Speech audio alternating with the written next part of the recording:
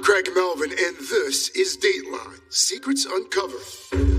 What's that like as a mom not knowing where your daughter is? It's hell. You don't see the nightmares I see every night. Where do I go from here? How do I exist in a world without my daughter? The note was found that she was leaving. Are you thinking that Megan ran away? Yes, that was the number one option. It wasn't like Megan to just up and disappear. She was hiding things. She was more secretive. This love triangle, this is where things kind of blow up. Yeah, very intense high school drama. The text messages that I read, it really was some sort of control game. It certainly seemed something horrible had happened. We just need someone to tell us the truth. The FBI approached me and asked me if I would be comfortable wearing a wire. Like, what happened that night? Why is her blood in your car? The color just drained out of my face. This is scary. Very scary. It's like looking in the eyes of evil.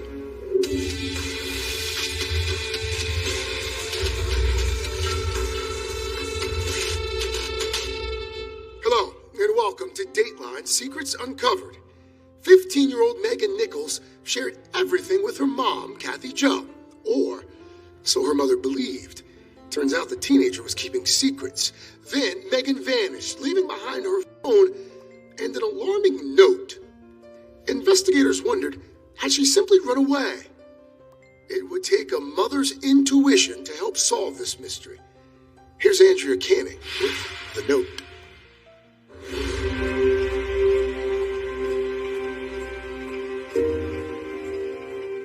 I was a young mom, and I was 19 when she was born. And while I wouldn't recommend that for everybody, I did enjoy the fact that we had a closeness, and I think part of it was because of that. There's nothing quite like the relationship between mother and daughter. Beautiful, but also complicated. I'm a firm believer you should be a parent, not your child's friend, but just having that closeness was very important. A closeness that would be threatened by secrets and by a teenage love bordering on obsession. As they say, love is blind. Right. It's hard to make someone see something else when they're really into somebody. Exactly.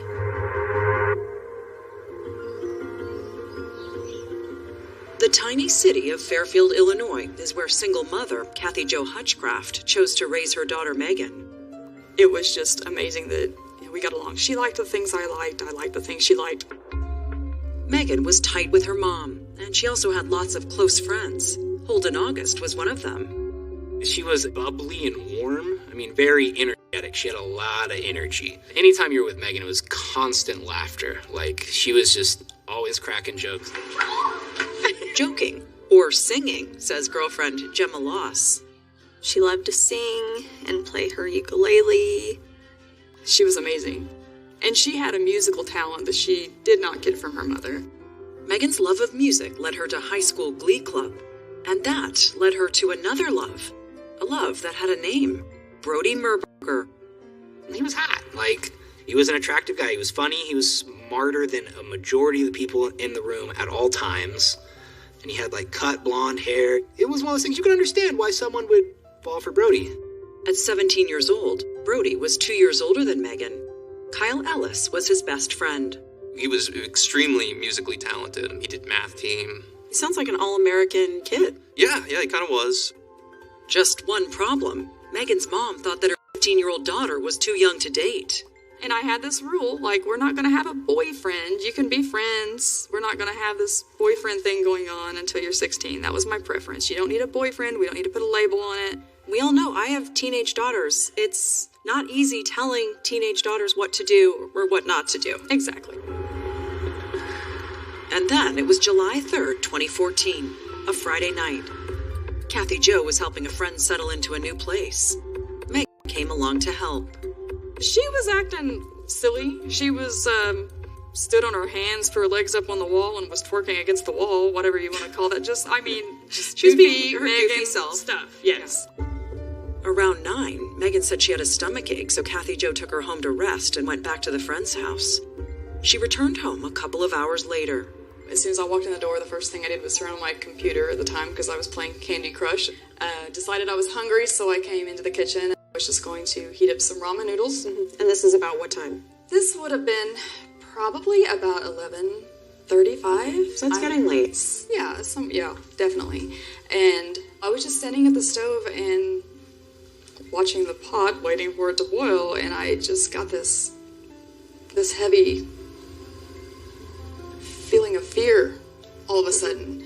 So I went up to check on Megan. I looked in her room and I couldn't see her. So immediately I turned the light on. She was supposed to be asleep. That was what she told me. She was going to bed, and she wasn't in her bed. And I looked all over the upstairs, and I immediately started to come down the stairs to check the rest of the house. Megan didn't answer her phone or texts. Kathy Jo called her mother in a panic, and they decided to report Megan missing right away. I arrived at the sheriff's department, and I just said I needed to talk to an officer. My daughter was missing, and I was in tears, upset. I explained to him, my daughter is missing, and I need to find my daughter. The officer told her not to worry. Teenagers often disappear and then turn up. Kathy Jo and her mother headed home and started making calls. Her mom had called me, I think it was like 1 o'clock in the morning, and she told me that Megan was missing and wanted to know if she was with me, and she wasn't. Kathy Jo decided to search her daughter's room, looking for clues, anything. When I pulled back her blankets, I saw the cell phone. Her phone. This phone had no phone case. It was just upside down, and it looked different because I'm used to seeing purple or pink or something flashy, and I picked it up, pushed the button, and it said, "Hola, hello," as if it was a brand new phone. Yeah, that's like factory settings. Megan's iPhone had been wiped clean. Your heart must have just sank in that moment. Yeah, I told my mom I don't know what to do. And she said, "Well, I'll tell you what we're going to do. We're going to go pray." They went into the TV room down the hall, got on their knees. Then it was Kathy Jo's mother who saw it first. And my mom knelt down on the seat, and she handed me an envelope that said, "Mom." And when I opened up the envelope, there was a note. A mysterious note and a dramatic story that would come to define the search for missing Megan. It's very intense high school drama. This is a high school love triangle.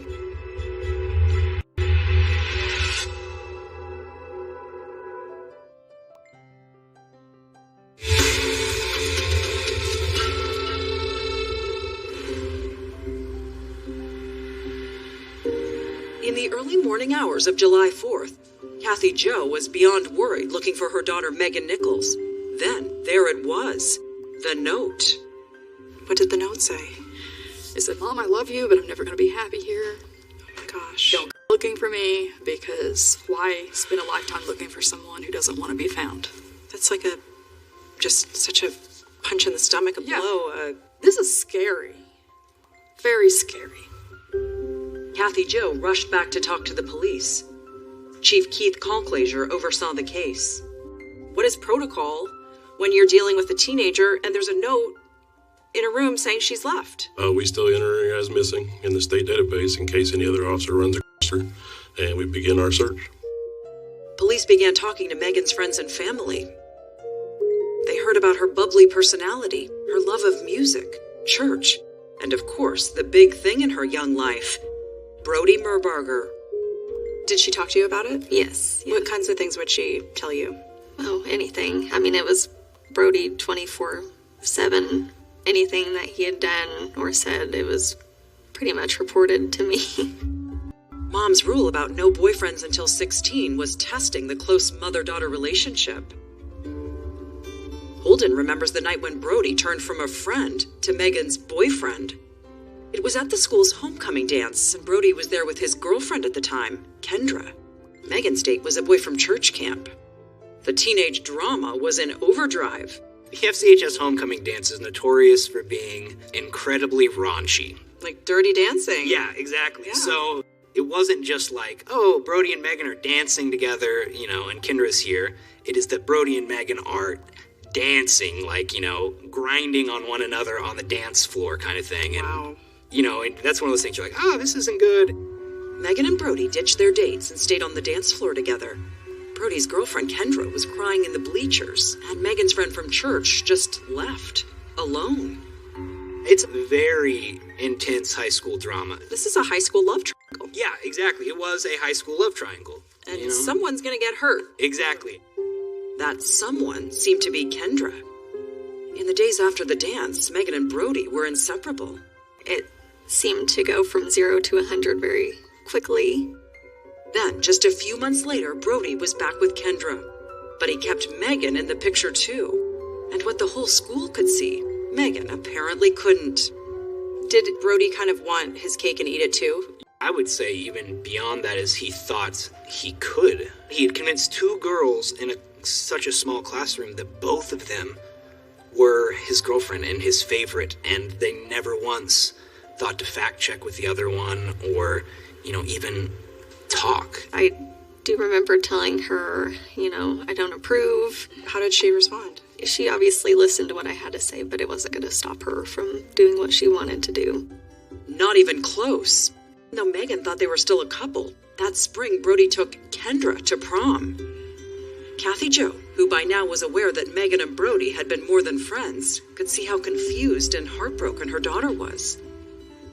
Brody's mom had recently passed away, and Kathy Jo thought he was using that to justify jumping back and forth between the 2 girls.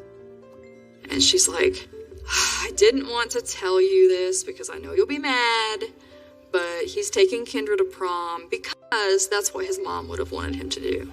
And that's when I said, are you freaking kidding me? He's still telling you these lies, and you're believing them. And that is when I said, okay, put my foot down, we are done with Brody. Kathy Jo told Megan to stop any contact with Brody. No texting, no hanging out, nothing. A short time after she laid down the law, there was a knock at the door. It was Brody. He said, look, you are way too controlling. You're concerning me, and I think you need to be on medication. That's what Brody was telling me. That's, overstepping for a teenager. I said, excuse me. He goes, yeah, you can't be controlling her decisions. I said, she's 15 years old. As her mother, I can tell her that she can't date you. That's my right and my responsibility as her mother. And he said, do you know that she tells me every fight you ever have? And I said, well, it's really none of your business, and you need to leave my house. And he goes, I'm not going anywhere. I don't want you tearing into her. And I said, you need to get out of my house right now. And he finally did, but he did it very slowly. Like, he wanted to make sure that I knew that he was in control. Once Kathy Jo put her foot down about Brody, friends saw a change in Megan. You just knew she was not herself when you have this bubbly, outgoing girl become, a shell of herself. How did you handle it as her best friend, wanting to be there for her? I tried to help her as best I could, but she was still at that point where nothing you said was going to help her. I mean, she just wanted Brody. She was hiding things more. She was more secretive, I guess. She was angry, too, I would say. Kathy Jo saw it, too. Megan dropped out of Glee Club and band. I just cried because it's like, she's not my child anymore. She would tell me anything. I trusted her with everything. She trusted me. We had an amazing connection. All that drama had happened as school was ending for the summer. Now it was July 4th weekend, and Megan was missing, considered a runaway. What's that like as a mom not knowing where your daughter is? It's hell. I can't describe it as anything else. It's hell. That night, the police couldn't get a hold of Brody, so they reached out to his father, who was an Illinois State Police trooper, and had once been partners with Chief Colcluster. We left a message with the father to have him call us when he saw Brody. He said he would, and we were waiting on that phone call. But Kathy Jo wasn't about to sit around waiting. She would go looking for answers herself. And pretty soon, there was a new clue. What did this image of Megan mean?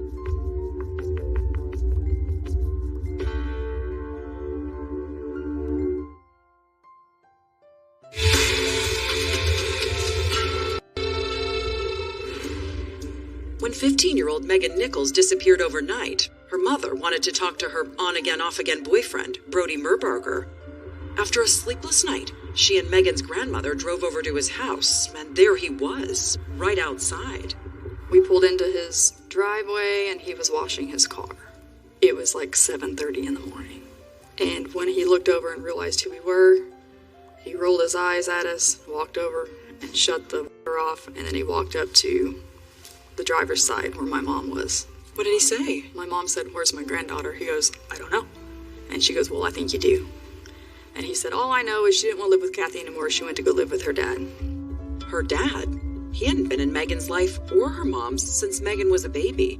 He lived hundreds of miles away in Oklahoma. But about a year earlier, when Megan was 13, they had reconnected. She told me later he had kind of apologized for not being there in her life. And she said, listen, I'm doing fine. You know, I'm a Christian. I've been saved. I'm going to forgive you. So was it possible that the teenager, so angry at her mother over Brody, had decided living with her dad was a better option? Did you buy that? Did you think maybe? She'd only just met him. Yeah. It was a lead the police needed to check out. Officer spoke with him on the phone. And had he seen her? No. Did he know anything and he heard from her? No. A dead end. But police quickly had a new lead. Kathy Jo reported that $200 was missing from the family's 2 bank accounts. Police pulled the video from the bank's cameras. We see her enter the bank and talk to a teller. Then we see her go to the drive-up ATM and withdraw money. And then we checked a second bank, which is a couple blocks from the first one, and we see her ride her bicycle alone to and from that bank. You have a note saying she's leaving. You have her phone is left behind and wiped clean, and you have her visiting 2 different banks. Are you thinking that Megan ran away? Yes, that was the number one option. Police believe they were looking for a girl who did not want to be found. And like Megan's mom, they had a hunch that her teenage crush, Brody, may know something that could help. Brody was an academically and musically gifted teen. He'd never been in trouble with the law. He just graduated from high school and was getting ready to start college in the fall. Once his dad, the state trooper, told him police wanted to talk, Brody went down to the station. What did Brody say his relationship was with Megan? Just friends. Not sexual, not anything like that, just a friendship level. Brody said he wasn't surprised that Megan was gone. He admitted that he knew that she wanted to run away. That she wanted to run away. He just said that she'd been talking about it. Brody told police that the night Megan went missing, he was at his girlfriend Kendra's house. He said that her mom was blowing up his phone. By calling his phone, he decided to look for Megan. Correct. He said he drove around for hours looking, then stopped back at Kendra's house before going home at around 5 in the morning. Is he cooperative? Mm-hmm. And what does he say to the officer? I just basically didn't know where she was. Brody left, but investigators continued digging. Since Megan's phone was wiped clean, they searched her computer and found text messages from her last iPhone backup. Turned out, Megan and Brody texted a lot, something like 150 times a day. When they pored over their 7,000 messages, it was clear Brody had not been totally honest with police about their relationship. Text messages revealed something different, where they had been active sexually. The texts also showed that not only did Brody know about Megan's plan to run away, he had also talked about going with her. Possibility of them running away together, like they were making a plan. Police asked Brody to come back for another chat. How do you handle Brody now and the situation now that you realize that he wasn't being totally upfront with you? I just keep calling him out on inconsistencies, try and get more information, and then he provides a little more. Brody now admitted to the chief that yes, he had talked to Megan about running away together, but he had no intention of going through with it. In fact, just the opposite. Instead of running away, he said he'd always come up with an excuse, not, I can't do it yet. I don't have my credit card yet. He would try to prolong her staying here. He was trying to get her to stay in Fairfield. Yeah. Brody's story seemed to confirm that Megan was in fact a runaway, out there somewhere, trying not to be found. At this time, I was treating him as a witness. You're not getting any vibes that Brody was involved the way Kathy Jo thinks he was. I mean, always a possibility. Never ruled it out. But it doesn't seem like there were tons of red flags, right. Alarm bells going off, right. That there's something here with this guy. Right. Megan didn't turn up the next day, or the next. What's Brody saying now about Megan's disappearance? Does he talk about it? Is he concerned? When he talks about it, it's mostly in the context of, how he's being treated in Fairfield. Megan's friends weren't shy about the fact that they thought Brody knew more than he was saying. He felt like he was being harassed, or at least that's what he told me. Authorities have labeled her a runaway. Kathy Jo talked to reporters. Megan's case was featured in Dateline's online series, Missing in America. And she tried to reach Megan directly on social media. Megan, this video has been put together to let you know that it's okay to come home. As time wore on, Kathy Jo tried to stay hopeful, but it wasn't easy.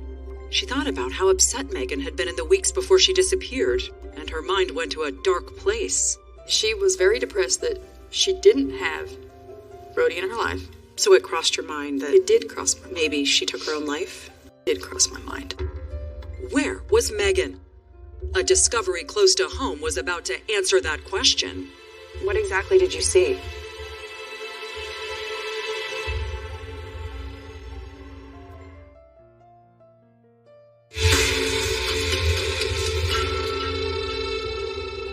Welcome back to Dateline Secrets Uncovered. I'm Craig Melvin. Teenager Megan Nichols was missing. Her crush, Brody Murbarger, told investigators she ran away, and so far, the evidence seemed to support his story. But a secret was about to be revealed, one that would change the course of the investigation and send law enforcement knocking on an all-too-familiar door. Back to Andrea Canning with The Note. Weeks turned to months, and Kathy Jo still had no news about her daughter. She sought solace in her faith. We had prayer circles in my house every night for a very long time. People in Fairfield tried to help however they could. We had tremendous community support. You saw Megan's face everywhere. The town came together, this outflowing of support to try to get Megan home. But Megan was still missing after a year. Then another.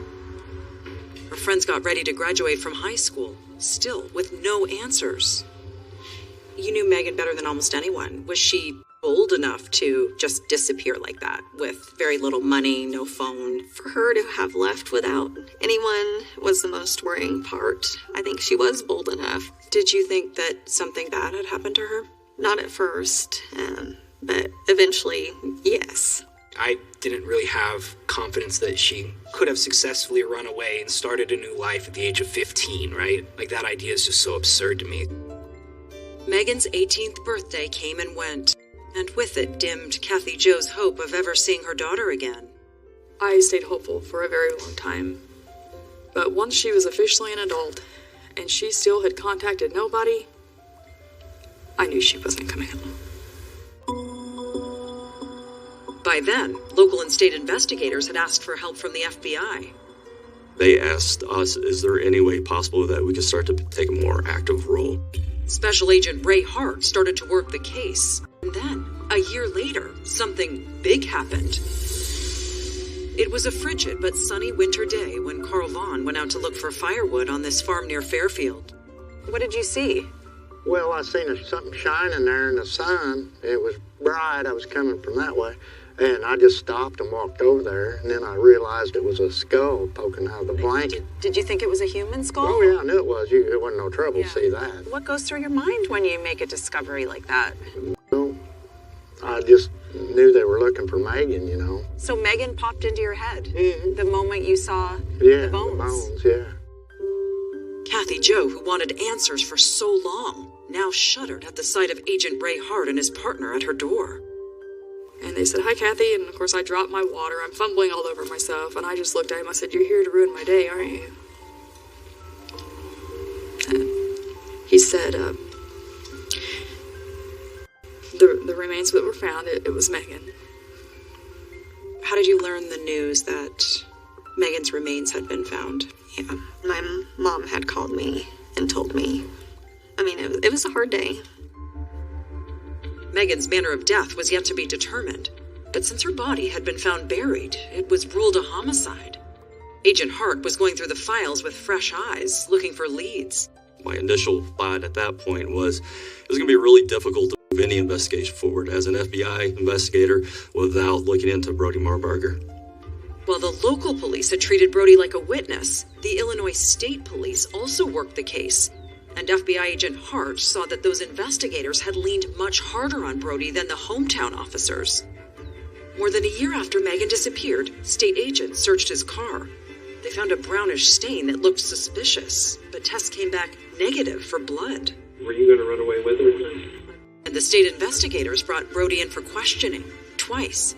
So the first thing we had to do is go back and listen to those interviews, see if there's little nuggets that we can utilize. Would you say you and Megan were ever sexually active with each other? If you want me to be honest, then yes. Okay. Well, is this when your honesty started? Was this, no, I'm just kidding. Yes, I'm not gonna lie. So. Okay. In one of those interviews, Brody added a new detail. He admitted that 24 hours before Megan went missing, he'd snuck into her bedroom while her mom was sleeping. You helped her pack, and then my understanding is you spent the night. Okay. And was this like your guys' final farewell, goodbye? He did. Huh? It was heated. As in passion heated? No, as in I just gave him the cold shoulder. But you spent the night there? On the floor, yeah. Couldn't just go home. Brody again explained how the next night when Megan disappeared, he went out looking for her, a story investigators found perplexing. Tell me how you leave your current girlfriend, love of your life, to go look for Megan. I mean, tell me how you do that. I feel like I'm responsible for her. I don't know. For who? Megan. Why are you responsible for Megan? I don't know. I feel like I helped her through a lot of stuff. What's more, Brody said that while he was out searching, he didn't have his cell phone. He left it at his girlfriend's house. And if that sounded suspicious, well, Brody had an answer for that too. When pressed, he admitted he wasn't really looking for Megan. He now claimed that driving around for hours was actually all part of a plan. What was the plan? I was gonna drive around while she did whatever she was gonna do. This was a new and bizarre story. Brody said he was intentionally trying to get police to look at him, playing decoy, giving Megan a chance to slip away. He now said she was going to be picked up by someone in a car. So trying to guess not get picked up by an unknown male or female. Brody never asked for a lawyer, and in his next police interview, investigators pressed hard, and Brody pushed back. Tell us where she's at, Brody. I don't know. There's no way that is true. You're just gonna sit here and accuse me of it. I'm just gonna sit here and say anything. I didn't do anything, okay? Well, where's she at? I don't know. What direction did she go? I already told you where I thought she went. And where was that? Down south. To Agent Hart, it was a lot of smoke, and what he needed was fire. Then, something else in the file caught his attention. A tiny detail that would turn out to be huge. You were about to make a major discovery in this case. Yes. And he was also going to get some help from an unlikely ally. And they asked me if I would be comfortable wearing a wire.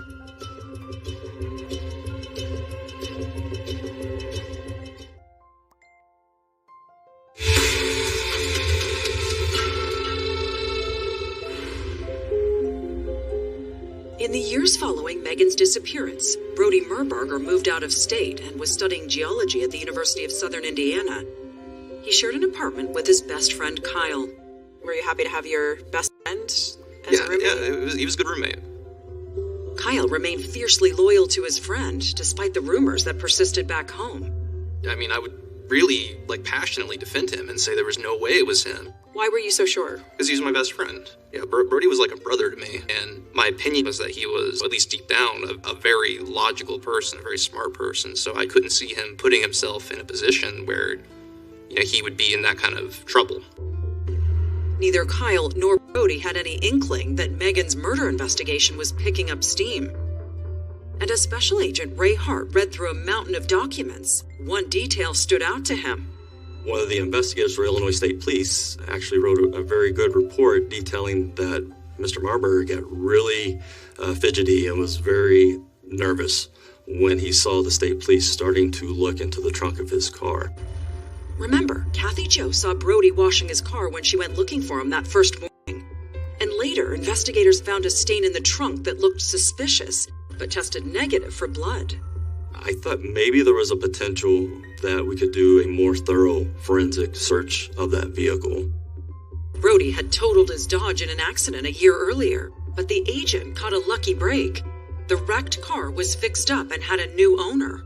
I was cautiously optimistic that we would find something. And they did.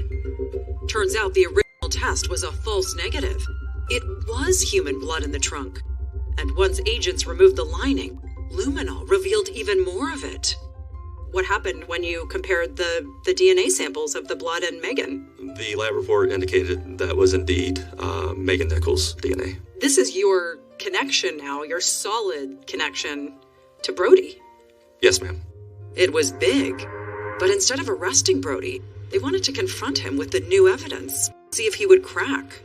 How surprised was he that he's in college now and the FBI shows up on campus? He was extremely uncomfortable, very nervous.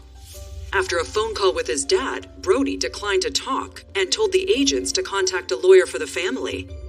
Then, Agent Hart had an idea of someone else to talk to, the best friend and roommate, Kyle. On a picnic table outside of Brody and Kyle's apartment complex, the FBI laid it all out. Told me that they had DNA. This kind of like very hard, at least from my perspective, hard to kind of argue with evidence. And the only thing I was thinking like the whole time they were talking was, oh, And they had a big ask. They wanted Kyle to help them bring Brody down. They asked me to cooperate further with what they were doing, and I said no. That's still my best friend. I'm kind of entering into a panic mode. I'm very concerned and scared and like freaking out. And so that kind of, we ended our interview. A week later, a change of heart gave Agent Hart an opening.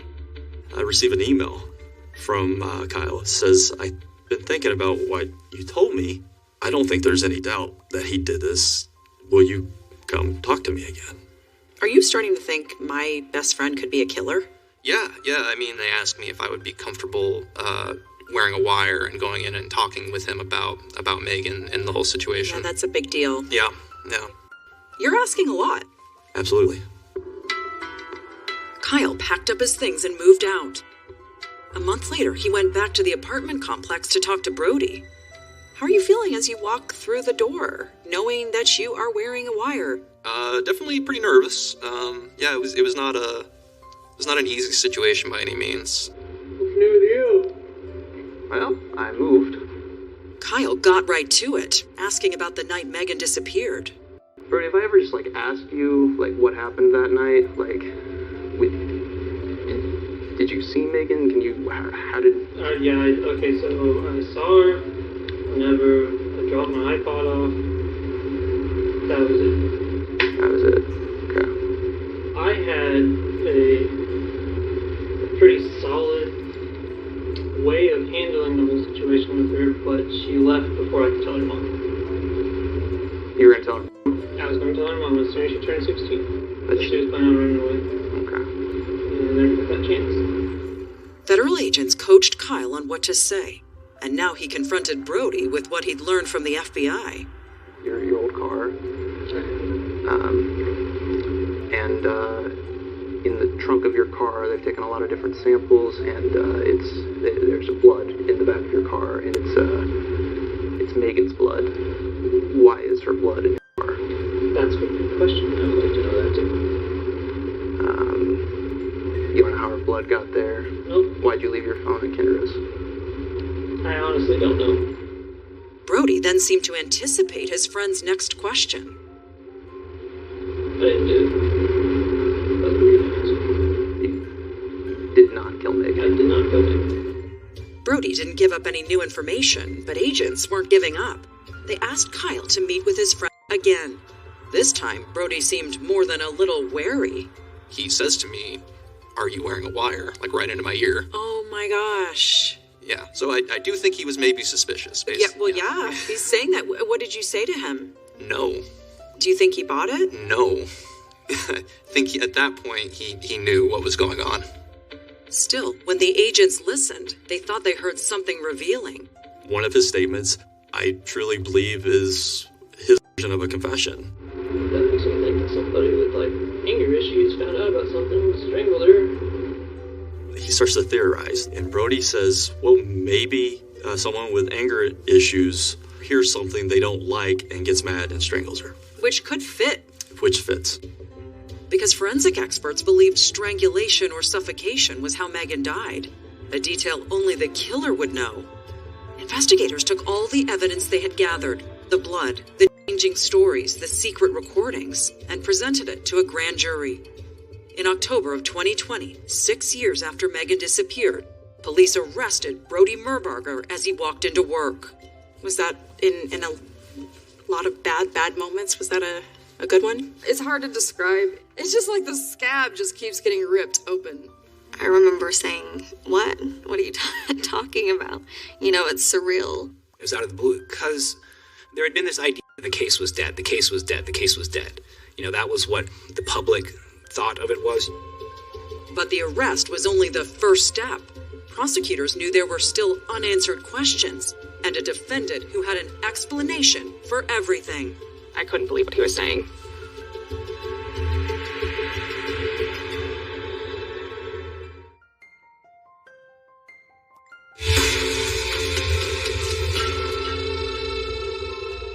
Welcome back. Brody Merbarger had been arrested for the murder of Megan Nichols. Investigators believed secret recordings showed Brody knew exactly how Megan died, and blood found in his trunk matched her DNA. Now, the case was headed to court where Brody would take the stand, sharing intimate details to try to prove his innocence. Here's Andrea Canning with the conclusion of the note. Then 6 years had passed since teenager Megan Nichols vanished on July 4th weekend. And in October 2022, her high school boyfriend, Brody Merbarger, went on trial for her murder. You chose not to sit through the trial. I don't want to. You don't see the nightmares I see every night. The last thing I need is the details of everything he did to my little girl. Prosecutors Michael Folligario and Myra Yell Clark spent months poring over those details. We knew his activity and his suspicious behavior around the time that Megan disappeared was extremely strong circumstantial evidence. The case they presented to the jury included the story of Megan and Brody's high school romance, told by what else? Their text messages. It's almost like Brody was playing a game with Megan.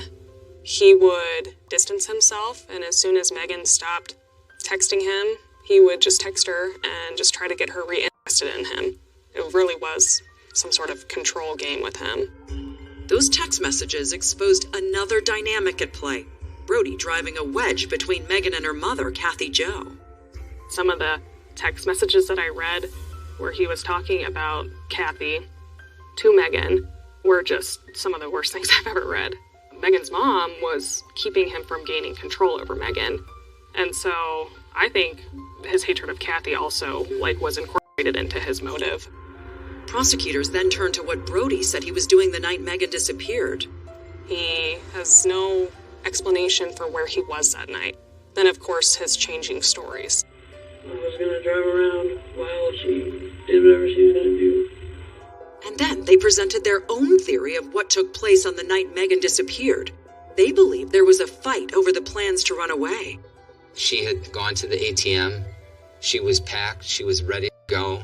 So when Brody ends up backing out, you can see how she would overreact, be upset, and be emotional. But why kill her, though?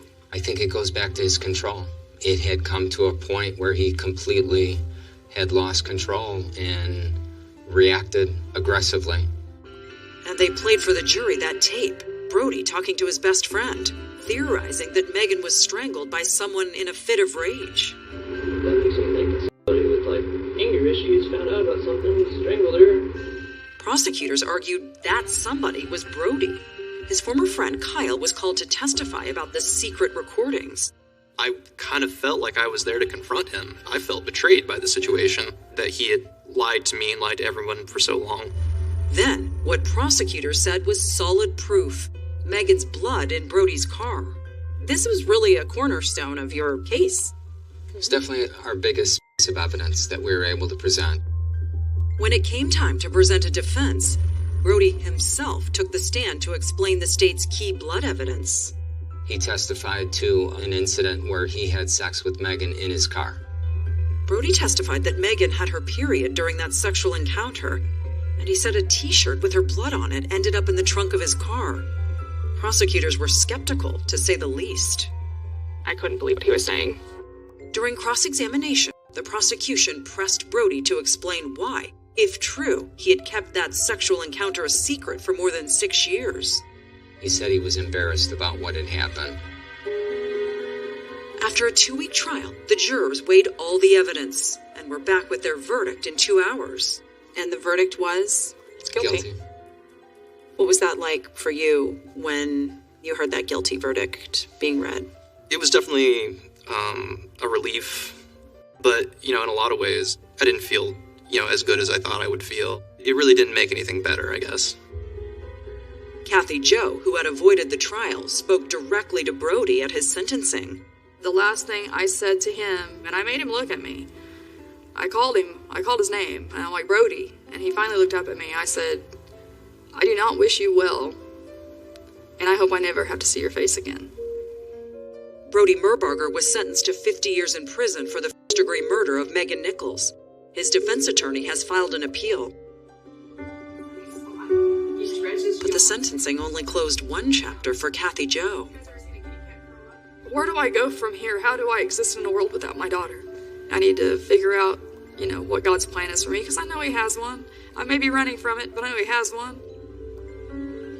When the trial was finally over, the family had a celebration of life, honoring Megan. It was difficult for me, but at the same time, that was the only thing in all this time that was focused about Megan, about her life, and was positive.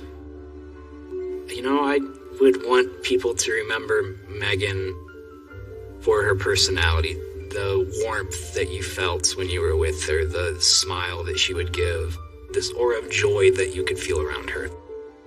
That must have brought you comfort, knowing how much Megan was loved. Yes, it did. And she touched a lot of people, and not only in her life, but her story has touched a lot of people since then.